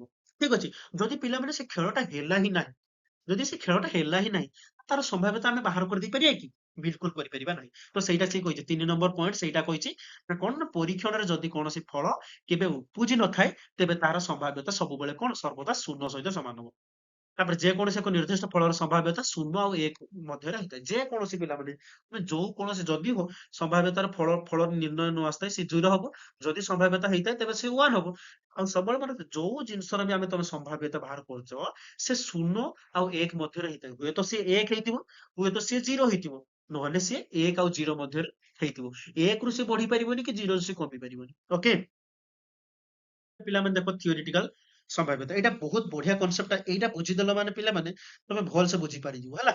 ଦେଖ ପିଲାମାନେ ନା ଆମେ ତମ ମନରେ କ୍ୱେଶ୍ଚନ ଆସୁଥିବ କଣ ନା ପ୍ରଶ୍ନ ଆସୁଥିବ ସାର୍ ଆମେ ଯେତେବେଳେ ବି ନା ଆମେ ଯେତେବେଳେ ଯୋଉ କ୍ରିକେଟ ଖେଳୁଛେ ସେତେବେଳେ ଏଇ ମୁଦ୍ରା ଗୁଡାକୁ ହିଁ କାହିଁକି ଟସ୍ କରୁଛେ ଏଇ ମୁଦ୍ରା ଗୁଡାକୁ ହିଁ କାହିଁକି ଟସ୍ ରେ ବ୍ୟବହାର କରୁଛେ ଆଉ ଅଲଗା ଜିନିଷକୁ କାହିଁକି ଆମେ ଟସ୍ ରେ ବ୍ୟବହାର କରୁଛେ ବହୁତ ବଢିଆ କ୍ୱେଶ୍ଚନ ଟା ମୁଁ ତମକୁ କହୁଛି ପିଲାମାନେ ଦେଖ ପ୍ରଥମେ ଅଷ୍ଟାଦଶ ଶତାବ୍ଦୀରେ ଜଣେ ଆସିଥିଲେ ବୈଜ୍ଞାନିକ ଆମର ଗାଣିତାଜ୍ଞ ସେ ଗୋଟେ କଣ କଲେ ନା 440 ସରି 4040ଟା ମୁଦ୍ରାକୁ 4000 ରୁ ଟିକେ ଖାଲି ରହିଯାଅ ହଁ 4040ଟା ମୁଦ୍ରାକୁ ସେ ଟସ୍ କଲେ ସରି ଗୋଟେ ମୁଦ୍ରାକୁ 4040 ଥର ଟସ୍ କଲେ ଟସ୍ କରି ସାରିଲା ପରେ ସେ ଦେଖିଲେ ହେଡ୍ ଆସୁଛି କେତେ ଥର ହେଡ୍ ଆସିଲା ନା 2048 ଥର ଆସିଲା ହେଡ୍ ସେ ଦେଖିଲେ କଣ ହେଡ୍ ହେଲା ଆସିଲା 2039 ଥର ହେଡ୍ ଆସୁଛି ତ ହେଡ୍ ର ଯେତେବେଳେ ସମ୍ଭାବ୍ୟତା ଆମେ ବାହାର କରିଦେଲେ ସେ ଯେତେବେଳେ ହେଡ୍ ର 248 ବାଇ ବାରମ୍ବାର ତ 248 ବାରମ୍ବାର ହେଇଛି ଟୋଟାଲ ପରୀକ୍ଷଣ 4040 ସେ ଯେତେବେଳେ ଆମର ସମ୍ଭାବ୍ୟତା ବାହାର କଲେ କେତେ ବାହାରିଲା ପିଲାମାନେ ନା 0.507 ସେ ଏଇରକ ବାର ବାର କଲେ ପୁଣି ତାପରେ 1000 ଥର ଟସ୍ କଲେ 10,000 ଥର ଟସ୍ କଲେ କେତେ ଥର ଟସ୍ କଲେ ପିଲାମାନେ 10,000 ସେତେବେଳେ ବି ବାହାରିଲା ପିଲାମାନେ ତାଙ୍କର କେତେ ସମ୍ଭାବ୍ୟତା 0.5067 ଏଇରକ ତାର ବାହାରିଲା ମ୍ୟାକ୍ସିମମଲି ବା ଆମେ ଯଦି ସବୁ ଗୁଡାକୁ ଏଭରେଜଲି ଦେଖିବା ସେଟା କଣ ଆପ୍ରୋକ୍ସିମେଟ ଦେଖିବା ସେ କଣ ହେଲା 0.5 ଆସିଲା କଣ ଅଧା 50% ଚାନ୍ସ ଆସିଲା 0.5 ମାନେ କେତେ 50% ସେ ଦେଖିଲେ କଣ ନା ଏଇ ଦି ଜଣଙ୍କ ଭିତରୁ ହେଡ୍ ପଡିବାର ଚାନ୍ସ ଆସୁଛି 50% ଆଉ ବାକିଟା ରହିଗଲା କଣ ସେଇ ଟେଲଟା ପଡିବାର ଚାନ୍ସ ବି ସେଇ 50% ଆସିବ ଅବଭିୟସଲି କାହିଁକି ନା ହେଡ୍ ପଡିବାର ଚାନ୍ସ ଆସିଯାଉଛି 50% ତ ଟେଲ ପଡିବାର ବି ଚାନ୍ସ ଆସିଯାଉଛି 50% ତ ସିଏ ଦେଖିଲେ ତ ଯଦି ଆମେ ଗୋଟେ ମୁଦ୍ରାକୁ ଟସ୍ କରୁଛେ ସେ ହେଡ୍ ପଡିବାର ସମ୍ଭାବ୍ୟତା ଯେତିକି ଅଛି ଟେଲ ପଡିବାର ସମ୍ଭାବ୍ୟତା ମଧ୍ୟ ସେତିକି ଅଛି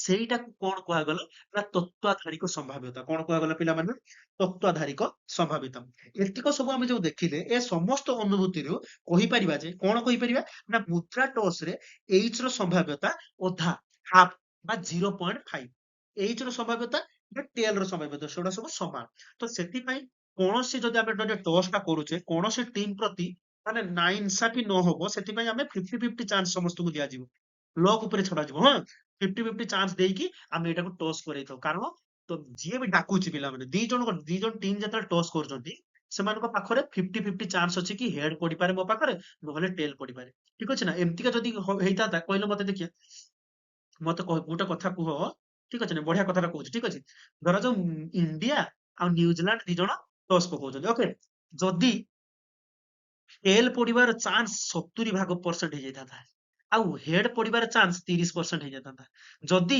ଇଣ୍ଡିଆକୁ କୁହନ୍ତା ନା ତମେ ଚୁଜ୍ କର ନା ନ୍ୟୁଜିଲାଣ୍ଡ କ୍ୟାପ୍ଟେନ ଟସ୍ ପକେଇବ ଇଣ୍ଡିଆ କ୍ୟାପ୍ଟେନ ଚୁଜ୍ କରିବ ହେଲା କଲ ଦବ ନା ହେଡ୍ ପଡିବ ନା ଟସ୍ ପଡିବ ସେ କଲ ଦବ ସିଏ ଅବଭିୟସଲି ପିଲାମାନେ ହେଡ୍ ଆମର ଟେଲ କୁ ଡାକନ୍ତା କାହିଁକି ନା ଟେଲଟାର 70% ଚାନ୍ସ ଅଛି ତାକୁ ଜିତିବାର ତ ଟେଲ ଡାକିଥାନ୍ତା ନା ସିଏ ତ ସେଟା ଗୋଟେ ପ୍ରକାର ମାନେ ଗୋଟେ ପ୍ରକାରର ଚିଟିଂ ଭଳିଆ ହେଇଯାଇଥାନ୍ତା ଠିକ ଅଛି ନା ମାନେ ଜଣକ ପ୍ରତି ମାନେ ତାର ଫଳାଫଳ ଟା ପୁରାପୁରି ନିର୍ଭର କରିଯାଉଛି। ସେଥିପାଇଁ କଣ ଆମେ ଟସ୍ ଟାକୁ ଆମର ମୁଦ୍ରାଟାକୁ ବ୍ୟବହାର କରିଥାଉ କାହିଁକି କାରଣ ସେଟାର 50% ଉଭୟ ମାନଙ୍କ ପାଖରେ ଜିତିବାର ସମ୍ଭାବନା ଅଛି। ବହୁତ ମାନେ ମାନେ ବହୁତ ଇଜିଲି ବୁଝିବା ପାଇଁ ଚେଷ୍ଟା କଲି ପିଲାମାନେ ଟିକେ ସେଥିପାଇଁ ଲେଟ୍ ହେଲା ଏଇଠୁ। ସେଇ ତତ୍ତ୍ୱାଧାରିକ ସମ୍ଭାବ୍ୟତାର କଣ କହିଲା ନା ଗୋଟିଏ ଯଦି ମୁଦ୍ରାକୁ ଆମେ ଟସ୍ କରିବା ଏଇଚ ପଡିବାର ସମ୍ଭାବ୍ୟତା କେତେ ପିଲାମାନେ ଜଷ୍ଟ ଏବେ କହିଲି ନା 0.5। ସେଇପରି ଗୋଟେ ଲୁଡୁ ଗୋଟିକୁ ଗୋଳେଇବାର ଯେକୌଣସି ପ୍ରତ୍ୟେକ ଫଳ 1 ଆସେ 2 ଆସେ 3 ଆସେ 6 ଆସେ ଯାହା ବି ଆସେ ପ୍ରତ୍ୟେକ ଫଳର ଆମର ସମ୍ଭାବ୍ୟତା କେତେ ହବ ପିଲାମାନେ 1/6। ଏହାକୁ ଆମେ ତତ୍ତ୍ୱାଧାରିକ ସମ୍ଭାବ୍ୟତା ବୋଲି କହିଥାଉ। କଣ କହିଥାଉ ପିଲାମାନେ ତତ୍ତ୍ୱାଧାରିକ ସମ୍ଭାବ୍ୟତା ବୋଲି କହିଥାଉ ବା ତାକୁ ଆମେ ଥିଓରିଟିକାଲ ପ୍ରୋବାବିଲିଟି ବୋଲି କ୍ଲାସିକାଲ ପ୍ରୋବାବିଲିଟି ବୋଲି ବି କହିଥାଉ ଥିଓରିଟିକାଲ ପ୍ରୋବାବିଲିଟି ବୋଲି ବି ଆମେ କହିଥାଉ। ଓକେ କ୍ଲାସିକାଲ ପ୍ରୋବାବିଲିଟି ମଧ୍ୟ କହିଥାଉ ହେଲା। ତାପରେ ଯଦି କୌଣସି ତତ୍ତ୍ୱ ଆଧାରିତ ଧାରଣାକୁ ସିଧାସଳଖ ଭାବରେ ପ୍ରୟୋଗ କରି କୌଣସି ଘଟଣାର ସମ୍ଭାବ୍ୟତା ନିରୂପଣ କରାଯାଏ ତେବେ ତାକୁ ଆମେ ତତ୍ତ୍ୱାଧାରିକ ସମ୍ଭାବ୍ୟତା ବୋଲି କହିଥାଉ। ଆଉ ଥରେ ପିଲାମାନେ ମୁଁ ପଢିକି ଶୁଣେଇ ଦଉଛି କଣ କହିଲା ନା ଯଦି କୌଣସି ତତ୍ତ୍ୱାଧାରିକ ସମ୍ଭାବ୍ୟତାକୁ ଯଦି କୌଣସି ତତ୍ତ୍ୱାଧାରିକ ସମ୍ଭାବ୍ୟତାକୁ ସିଧାସଳଖ ଭାବରେ ପ୍ରୟୋଗ କରିଦେଲେ ସିଧାସଳଖ ଭାବରେ ପ୍ରୟୋଗ କରିକି କୌଣସି ଘଟଣାର ସମ୍ଭାବ୍ୟତା ନିରୂପଣ କରିଦଉଛି ତେବେ ତାକୁ ଆମେ କଣ କରିଦେଲେ ତାହାକୁ ଆମେ ତତ୍ତ୍ୱାଧାରିକ ସମ୍ଭାବ୍ୟତା କହିଥାଏ। ଏଠି ଆମେ କୌଣସି କଣ ପରୀକ୍ଷଣ କରୁନେ ଡାଇରେକ୍ଟ ଆମେ ପରୀକ୍ଷଣ ଅଲରେଡି କରା ସରିଛି। ତ ମତେ ଯେତେବେଳେ ଲଡୁ ଗୋଟିର ମତେ ପଚାରିବେ କ୍ୱେଶ୍ଚନ ମତେ ଗୋଟେ ଭାଇବା ହଉଛି କୋଉଠି ଗୋଟେ କୋଉ ସାର୍ ଗୋଟେ ସ୍କୁଲ ସାର୍ ମତେ ପଚାରିଥିଲେ କହିଲେ ଦେଖି ଗୋଟେ ଲଡୁ ଗୋଟିର 6 ପଡିବାର ସମ୍ଭାବ୍ୟତା କେତେ ତମେ କହିବ ସାର୍ ମତେ ଗୋଟେ ଲଡୁ ଗୋଟି ଆଣିକି ଦିଅନ୍ତୁ ମୁଁ ଏଇ ଆମର ବୈଜ୍ଞାନିକ ମାନଙ୍କ ଭଳି ଆମର ସରି ଗାଣିତଜ୍ଞ ମାନଙ୍କ ଭଳିଆ 1000 10,000 ଥର ମୁଁ ଲଡୁ ଗୋଟି ଗୋଡେଇବି ତାପରେ ବାହାର କରିବି ପିଲାମାନେ ସେମିତି ନୁହଁ ଆମେ ବିନା ପରୀକ୍ଷଣ କରିକି କହିଦେଇ ପାରିବା 6 ପଡିବାର ସମ୍ଭାବ୍ୟତା 1/6 5 ପଡିବାର ସମ୍ଭାବ୍ୟତା 1/5 2 ପଡିବାର ସମ୍ଭାବ୍ୟତା 1/2 କାରଣ ଏଠି ଯଦି ଆମେ ଥରେ ଗୋଡେଇ ଦଉଛେ କେତେ ଥର ପଡିବ ନା ଦୁଇଟା ଥରେ ହିଁ ପଡିପାରେ ଆଉ କେତେ ଥର ସମୁଦାୟ କେତେଟା ପରୀକ୍ଷଣ ଅଛି ଆମର କେତେଟା ସମୁଦାୟ ଟୋଟାଲ ଅଛି ନା 1 2 3 4 5 6ଟା ତ ସେଇ ଭଳିଆ ଆମେ ବିନା ପରୀକ୍ଷଣ କରିକି ମଧ୍ୟ ଆମେ କଣ ସମ୍ଭାବ୍ୟତା ନିରୂପଣ କରିପାରିବା ଏଇ ସେଇ ସମ୍ଭାବ୍ୟତାକୁ ଆମେ ତତ୍ତ୍ୱାଧାରିକ ସମ୍ଭାବ୍ୟତା ବୋଲି କହିଥାଉ। ଏଇ ସୂତ୍ରଟା ପିଲାମାନେ ମନେ ରଖିଦିଅ ତେବେ ତମେ ବାହାର କରିଦେବେ କଣ ନା ସାର୍ ଘଟଣା ଦ୍ୱାରା ଅନୁଗୃହୀତ ଫଳାଫଳ ସଂଖ୍ୟା ଘଟଣା ଦ୍ୱାରା ଅନୁଗୃହୀତ ଫଳାଫଳ ସଂଖ୍ୟା ବିଭକ୍ତ ପରୀକ୍ଷଣର ସମ୍ଭାବ୍ୟତା ସମସ୍ତ ଫଳାଫଳ ସଂଖ୍ୟା ପରୀକ୍ଷଣର ସମ୍ଭାବ୍ୟତା ଯେମିତିକି ଆମେ ଗୋଟେ ଲୁଡୁ ଗୋଟି ମୋର ମନେକର 2ର ସମ୍ଭାବ୍ୟତା 2ର ସମ୍ଭାବ୍ୟତା ଆମେ ଯେତେବେଳେ ଖୋଲୁଛେ ଅନୁଗୃହୀତ କେତେ ଥର 2ଟା ଥରେ ହିଁ ଆସିବ ବାସ୍ ତାପରେ ଫଳାଫଳର ସମ୍ଭାବ୍ୟତା କେତେଟା ଫଳ ସେଠି ଅଛି ଗୋଟେ 1 ଅଛି ତାପରେ 2 ନମ୍ବର 2 3 4 ଏଇରକ 6ଟା ତା ପାଖରେ ଫଳାଫଳ ଅଛି ଫଳ ଅଛି ତ ଆମେ ତାର ଟୋଟାଲ କଣ କରିଦେଇ କରିବା କଣ କରିଦେଇ ପାରିବା ନା probability of 2 equal to 1/6 କାରଣ ଏଇ ସୂତ୍ର ଅନୁଯାୟୀ ଆମେ କରିଦେଇ ପାରିବା 1/6 ଆଶା କରୁଛି ପିଲାମାନେ ବହୁତ ହି ଭଲ ଭାବରେ ବୁଝିପାରୁଥିବ ଯଦି ବି ଟିକେ ବି ଡାଉଟ ଅଛି ମତେ ପିଲାମାନେ ନିହାତି ଭାବରେ କମେଣ୍ଟ କରି ଜଣେଇବ ମୁଁ ତମକୁ ଆଉ ଥରେ ବୁଝେଇଦେବି ଭଲସେ ଓକେ ଟିକେ ବୁଝି ହଉନି ତମେ ନିହାତି ଭାବରେ ପୂର୍ବ ଟିକେ ପଛ ଆଡକୁ ଯାଅ ପାଇଯିବ ଆରାମସେ ବୁଝିପାରିବ ଓକେ ଆଉ ଥରେ ମୂଳଠୁ ଭିଡିଓଟାକୁ ଦେଖ ପାଇଯିବ ଓକେ ତାପରେ କହିଲା ଦେଖ ଆଉ ଗୋଟେ ବଢିଆ କ୍ୱେଶ୍ଚନ କହିଲା ଯଦି ଗୋଟେ ଲୁଡୁ ଗୁଟିକୁ ଗଡାଇଲେ 4ରୁ କମ ଆସିବ ଗୋଟେ ଲୁଡୁ ଗୁଟିକୁ ଗଡାଇଲେ କେତେ 4ରୁ କମ ଆସିବ ଘଟଣାଟି ହୁଏ ତେବେ ଉକ୍ତ ଘଟଣାର ସମ୍ଭାବ୍ୟତା କେତେ ମତେ କହିଲେ ଦେଖି 4ରୁ କମ ଆସିବ ମାନେ କିଏ ଆସିବ ହୁଏତ 1 ଆସିପାରେ ହୁଏତ 2 ଆସିପାରେ ହୁଏତ 3 ଆସିପାରେ ଆଉ 4 ଆସିବ କି ନା ସାର୍ 4 ଆସିବନି କହିଛି ସେ 4ରୁ ସାନ ଆସିବ ତାହେଲେ ଏଇ ତିନିଟା ସଂଖ୍ୟା ହିଁ ଆସିବ କେତେଟା ସଂଖ୍ୟା ଆସିବ ପିଲାମାନେ ନା ସାର୍ ଏଇ ତିନିଟା ସଂଖ୍ୟା ହିଁ ଆସିବ କିଏ ନା ସାର୍ 1 ଆସିପାରେ 2 ଆସିପାରେ ନହେଲେ 3 ଆସିପାରେ ତ ଏମାନଙ୍କର ସମ୍ଭାବ୍ୟତା ବା ତାକୁ ଆମେ ଲେଖିପାରିବା probability of 4ରୁ କମ ଏଇଭଳି ୟାର ସମ୍ଭାବ୍ୟତା କେତେଥର ଆସିଛି ପିଲାମାନେ 3 ଥର ଲେଖିଦବା ଉପରେ 3 ବିଭକ୍ତ କେତେଟା ଫଳ ଆସିପାରେ 6 ତ ଏଇଟା ହେଇଯିବ 1/2 ୟାର probability ସରି 1/2 ର ଟିକେ ଖାଲି ମିଷ୍ଟେକ୍ ହେଇଗଲା ହଁ 1/2 ଏଇଟା କାଟିଦବ 3 ଦୁଣେ 6 1/2 is the right answer okay ଏଇଟା ତମେ ଦେଖ ବହିର ତମକୁ ପୁରାପୁରି ଅନୁଶୀଳନୀ ଗୁଡା ତମକୁ ଡାଇରେକ୍ଟ ଦେଇଦେଇଛି ଧାରାରେ ମୁଁ ସେଥିପାଇଁ ଧାରା ଗୁଡା କରିବା ପାଇଁ ଚାହୁଁନି କାରଣ ତମ ପାଖରେ ଅଛି ସେଠି ସୋର୍ସ ତମେ ଆରାମସେ ଧାରା ଗୁଡା କରିପାରିବ ତମେ ଖାଲି ବୁଝିବ କନସେପ୍ଟ ଟାକୁ ଭଲସେ ବୁଝିବାକୁ ଚେଷ୍ଟା କରନି ପିଲାମାନେ ଗଣିତ ସବୁଠୁ ଇଜି ମୁଁ ଜାଣିଛି ତମେ ମାନେ ୟୁ ଆର ସୋ ଇଣ୍ଟେଲିଜେଣ୍ଟ ତମେ ଯଦି ଭଲସେ ମୋ କଥାଟାକୁ ଧ୍ୟାନ ଦବ ମୁଁ ତମକୁ କେଇ ବେଳେ ଧାରାର କରିକି ବୁଝେଇବିନି ତମେ ଜିନିଷଟାକୁ ବୁଝ ତମ ଫିଲିଙ୍ଗସ ଆଣ ମାନେ ମ୍ୟାଥମେଟିକ୍ସ ପ୍ରତି ତମ ଭିତରେ ଯୋଉ ଇମୋସନ ଅଛି ସେଇ ଇମୋସନ ଟାକୁ ଜାଗ୍ରତ କର ଠିକ ଅଛି ନା ବହୁତ ଇଜି ଲାଗିବ ତମ ମାନଙ୍କ ପାଇଁ ଓକେ ନେକ୍ସଟ ଡାଇରେକ୍ଟ ମୁଁ ଯାଉଛି କଣ ନା ଇକ୍ୱେସନ ଆମର ଉଦାହରଣ କେତେ 8 ନମ୍ବର ଉଦାହରଣକୁ ଯାଉଛି ହେଲା ପିଲାମାନେ ସବୁ ଉଦାହରଣ ଗୁଡା କରିବାଟା ସମ୍ଭବ ନୁହଁ ତମେ ମାନେ ନିଜେ ନିଜେ ବି କିଛି ଟ୍ରାଏ କର କରିବା ପାଇଁ ହେଲା କହିଲା ଗୋଟେ ମୁଦ୍ରାକୁ ଏକା ସଙ୍ଗେ ଟସ୍ କଲେ ଏକ ସଙ୍ଗେ ଟସ୍ କଲେ ଅତି କମରେ ଆଚ୍ଛା ଦୁଇଟି ମୁଦ୍ରାକୁ ପିଲାମାନେ ଦୁଇଟି ମୁଦ୍ରାକୁ ଏକା ସଙ୍ଗେ ଟସ୍ କଲେ ଅତି କମରେ ଏଇଚ୍ ଆସିବାର ସମ୍ଭାବ୍ୟତା ପଚାରିଛି। ଯଦି ଦୁଇଟା ମୁଦ୍ରାକୁ ଏକା ସହିତ ଟସ୍ କରିବା ତେବେ ଏଇଚ୍ ଆସିବାର ସମ୍ଭାବନା। ମତେ କହ ଛୁଆ ଦିଟା ମୁଦ୍ରାକୁ ମୁଁ ପ୍ରଥମେ ଟସ୍ କରିଦେଲି ହୁଏତ ହେଡ୍ ଆସିପାରେ ତା ସହିତ ହେଡ୍ ଆସିପାରେ ହୁଏତ ଟେଲ୍ ଆସିପାରେ ହେଡ୍ ଆସିପାରେ ହୁଏତ ହେଡ୍ ଆସିପାରେ ଟେଲ୍ ଆସିପାରେ ହୁଏତ ଟେଲ୍ ଆସିପାରେ ଟେଲ୍ ଆସିପାରେ ମତେ କୁହ ଛୁଆ ଏଇ ଚାରିଟା ଭିତରୁ ଦିଟା ମୁଦ୍ରାକୁ ଯଦି ମୁଁ ଏକା ସହିତ ଟସ୍ କରିବି ଏଇ ଚାରିଟା ଭିତରୁ ଆଉ କିଛି ଅଲଗା ଆସିପାରିବ କି? ଆସିପାରିବ ନାହିଁ। କାରଣ ଆଉ କଣ ତମେ ନିଜେ ଟ୍ରାଏ କରିକି ଦେଖିବ ହେଲା ଦିଟା ମୁଦ୍ରାକୁ ଧରିବ 50-60 ଥର ଟସ୍ କରିବ ଦେଖ ଏଇ ଚାରିଟା ଫଳରୁ ଆଉ ଅଧିକ ଫଳ ଆସିବ ହିଁ ନାହିଁ। ତ ଏଇ ଚାରିଟା ଫଳ ପାଇଗଲେ ସିଏ କହିଛି କଣ ନା କାହାର ବାହାର କରିବା ଆମେ ନା ପି କାହାର ନା ଏଇ ଅତି କମରେ ଏଇଚ୍ ଆସିବାର ଏଇଚ୍ ଆସିବାର ହେଁ ଏଇଚ୍ ଆସିବାର ଅତି କମରେ ଏଇଚ୍ ମତେ କୁହ ପିଲାମାନେ ମତେ ବଢିଆ କନସେପ୍ଟଟା ଭଲସେ ବୁଝିବାକୁ ଚେଷ୍ଟା କର ମତେ କୁହ ଏଇଠି ଏଇଚ୍ ଅଛି ନା ପିଲାମାନେ ଟିକେ ହଁ ଏଇଠି ଏଇଚ୍ ଅଛି ନା ହଁ ତେବେ ଏଇଟା ଗୋଟେ ଫଳ ହେଇପାରିବ ଏଇଟା ଏଇଚ୍ ଅଛି ନା ହଁ ତେବେ ଏଇଟା ବି ଗୋଟେ ଫଳ ହେଇପାରିବ ଏଠି ଏଇଚ୍ ଅଛି ନା ଅତି କମରେ ଗୋଟିଏ କହିଛି ନା ସିଏ ହଁ ଏଠି ବି ଗୋଟିଏ ଅଛି ତ ଏଇଠି ଏଇଚ୍ ଅଛି କି ନା ସାର୍ ଏଠି ହେଇନି ତ ଏଟାକୁ ଆମେ ଫଳ ସଂଖ୍ୟାରେ ଧରିବା ନାହିଁ ତ ଏବେ ଆମେ କହିଦେଇ ପାରିବା କଣ ନା ସାର୍ କଣ ନା ଅତି କମରେ ଏଇଚ୍ ଆସିବାର ସମ୍ଭାବ୍ୟତା କଣ ନା ପିଲାମାନେ ଟୋଟାଲ କେତେଟା ଆସିଛି ପିଲାମାନେ ଆମର ଫଳ ସଂଖ୍ୟା 1 2 3 ତିନିଟା ଆସିଛି ସାର୍ 3 ବିଭକ୍ତ କେତେଟା ଟୋଟାଲ ଫଳ ସଂଖ୍ୟା ଥିଲା 1 2 3 4 3 ବିଭକ୍ତ 4 ଇଜ ଦ ରାଇଟ ଆନ୍ସର କିଛି ବୁଝି ହଉଛି ନା କିଛି ବୁଝି ହଉନି ମତେ କମେଣ୍ଟ କର ପିଲାମାନେ କିଛି ବୁଝି ହଉଛି ନା ବୁଝି ହଉନି very good very good very good ଆଶା କରୁଛି ବହୁତ ହି ଭଲ ଭାବରେ ଏନି ଡାଉଟ ପିଲାମାନେ ଆଜିକାର ସେକ୍ସନ କୁ ଆମେ ଏଇଠି ଜଷ୍ଟ ଆଉ ଦି ତିନିଟା ସ୍ଲାଇଡ ପରେ ଆମେ ଏଣ୍ଡ କରିବାକୁ ଯିବା ଯଦି ତମ ମାନଙ୍କ ଭିତରେ କୌଣସି ଡାଉଟ ଥିବ ଏଇଟା ଦେଖିପାରୁଥିବ ଏଇଟା ଠିକ ଅଛି କିଛି ନାହିଁ ପିଲାମାନେ ଡରିବା କିଛି ଦରକାର ନାହିଁ ଯଦି କୌଣସି ଡାଉଟ ଅଛି ତ ପିଲାମାନେ ନିହାତି ଭାବରେ ବେଝିଝକ ତମେ କମେଣ୍ଟ ବକ୍ସ ରେ କମେଣ୍ଟ କରିଦେଇ ପାରିବ ତମର ଗୋଟେ ନିଜ ଭାଇ ଭଳିଆ ଭାବିକି ତମେ ମତେ କମେଣ୍ଟ କରିଦେଇ ପାରିବ ନିହାତି ଭାବରେ ଚ୍ୟାନେଲଟିକୁ ସବସ୍କ୍ରାଇବ କରିଦବ ପିଲାମାନେ ସବସ୍କ୍ରାଇବ କରିଦବ ସବସ୍କ୍ରାଇବ ଓକେ ତା ସହିତ ଗୋଟେ ଗୋଟେ ଲାଇକ୍ ନିହାତି କରିଦବ ଆଉ ଗୋଟେ ବହୁତ ରିକ୍ୱେଷ୍ଟ ପିଲାମାନେ ଆମ ଚ୍ୟାନେଲ ଟା ନ୍ୟୁ ବାହାର କରୁଛି ହେଲା ସେୟାର ଟା ତ ନିହାତି ଭାବରେ କର ତମେ ସବସ୍କ୍ରାଇବ କର ନ କର ସେୟାର ଟା ପ୍ରାୟ ଜଣକା 5ଟି ପିଲାମାନଙ୍କ ସହିତ ସେୟାର କର ଯାହା ଫଳରେ କି ମୁଁ ବହୁତ ହି ଖୁସି ହେବି ତମମାନଙ୍କ ଏଇ ପଦକ୍ଷେପ ନେଇ ଦେଖିକି ତ ଏନି ଡାଉଟ ପିଲାମାନେ ଏଇ ଯେତିକି ଆମେ ପଢିଲେ କିଛି ଡାଉଟ ଅଛି କି ମତେ କୋଉ ପିଲାମାନେ ଯଦି ଡାଉଟ ଅଛି ମତେ ନିହାତି ଭାବରେ କମେଣ୍ଟ ସେକ୍ସନ ରେ ମତେ ଜଣେଇଦବ ଓକେ ମାନେ ଯଦି ଡାଉଟ ନାହିଁ ଏଗୁଡା ତମ ମାନଙ୍କ ପାଇଁ ପୁରାପୁରି ହୋମୱାର୍କ ଦେଇଦେଲି ପିଲାମାନେ ହୋମୱାର୍କ ଏଇଟା ମୁଁ ଭାବୁଥିଲି ଡିସକସନ କରିଦେବି କିନ୍ତୁ ମୁଁ ବହୁତ ଲମ୍ବା ହେଇଗଲାଣି ଭିଡିଓ ତମକୁ ଯଦି ଲମ୍ବାରେ ତମେ ତିଷ୍ଠି ପାରିବ କାହିଁକି ନା 40 ମିନିଟ ପାଖାପାଖି 35-40 ମିନିଟ ପାଖାପାଖି ହେଇଗଲାଣି ଯଦି ଏଇ ମତେ ଏଇ ଭିଡିଓରେ ମତେ କମେଣ୍ଟରେ ଜଣେଇବ ପିଲାମାନେ ନା ସାର୍ ଆମେ ଯଦି ଘଣ୍ଟେ ଲେଖାଏଁ ଭିଡିଓ କଲେ ବି ଆମେ ଦେଖିପାରିବା ତେବେ ମୁଁ ଘଣ୍ଟେ ଲେଖାଏଁ ଭିଡିଓ କରିଦେବି କାରଣ ମତେ ଲାଗୁନି କି ତମେ ଚାହିଁକି ବସିଥିବ ବୋରିଂ ହେଇଯାଉଥିବ ନୁହେଁ କି ସେଥିପାଇଁ ତମକୁ ଏଇଟା ମୁଁ ଭାବୁଥିଲି ଡିସକସନ କରିଦେବି ବୋଲି କିନ୍ତୁ ନା ତମ ମାନଙ୍କ ପାଇଁ ହୋମୱାର୍କ କରିଦେବି ଯଦି ତମେ ଯଦି ତମର ପେସେନ୍ସ ରହିଥିବ ନିହାତି ଭାବରେ ମତେ ଏଇ ଭିଡିଓରେ ମତେ ମେସେଜ କରିଦବ ମୁଁ ତମକୁ ନେକ୍ସଟ ଟାଇମରେ ମୁଁ ନିହାତି ତମକୁ ଘଣ୍ଟେ 1.5 ଘଣ୍ଟାର ଭିଡିଓ ତମକୁ ନେଇକି ଆସିବି ଓକେ ଆଶା କରୁଛି ପିଲାମାନେ ଏଇ କ୍ୱେଶ୍ଚନ ଗୁଡାକୁ ତମେ ହୋମୱାର୍କରେ ନିହାତି କରିବ ତା ସହିତ ତମେ ମତେ ମୋ ହ୍ୱାଟ୍ସଆପ ନମ୍ବରରେ ମତେ ତମେ ସେଣ୍ଡ କରିବ ପ୍ରତ୍ୟେକ ଏଇ ଯୋଉ 5ଟା କ୍ୱେଶ୍ଚନ ରୁ କିଏ 5 ରୁ 5 ରଖୁଛି ଦେଖିବା ତମେ ମତେ ହ୍ୱାଟ୍ସଆପ ଚ୍ୟାନେଲରେ ମତେ ମେସେଜ କରିବ ମୁଁ ତମକୁ ନମ୍ବର ଦେବି ଲାଷ୍ଟରେ ମୁଁ ତମକୁ ନମ୍ବର ଦେଇଦେବି କିଛି ଅସୁବିଧା ନାହିଁ ତମ ହ୍ୱାଟ୍ସଆପ ନମ୍ବରରେ ମତେ ତମ ମେସେଜ କରିକି ମତେ ତମେ ତମର